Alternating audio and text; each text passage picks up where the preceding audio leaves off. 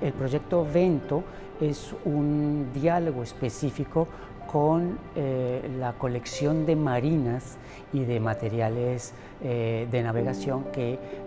atesora el Museo de Pontevedra. El proyecto surge a partir de los elementos documentales de cierta pintura barroca que se hizo en su momento sobre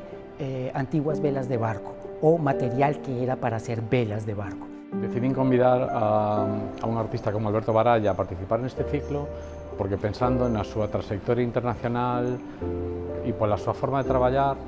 por esta actitude que el ten como de artista investigador, parecíame moi oportuno para participar e ser convidado nun proxecto como este. Cando convidas un artista como este ou como calquer outro a un proxecto como Infiltracións, que é un proxecto que un dos seus principais obxectivos é que os artistas traballen como investigadores, traballen coa colección dunha colección rica como do Museo de Pontevedra, realmente nunca sabes que o que van a escoller, que o que van a facer ou por onde van a ir as súas investigacións. La idea no era solamente desarrollar una pintura en términos totalmente tradicionales, sino el desarrollo de esta idea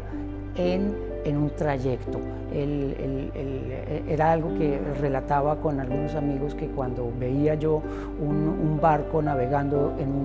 un puerto, un barco de vela, pensaba que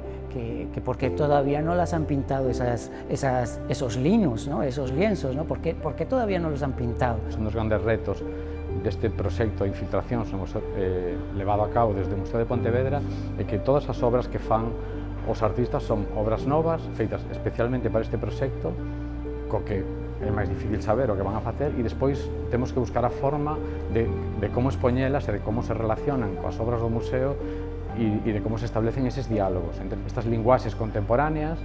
y as obras clásicas como neste caso. Lo interesante es entender que el museo es como una especie de archivo y que atesora de alguna manera los bienes culturales más preciados de la sociedad a la cual pertenece. Pero estos archivos solamente viven en la manera en que son o exhibidos o consultados y en este caso pues a su vez dialogar con ellos.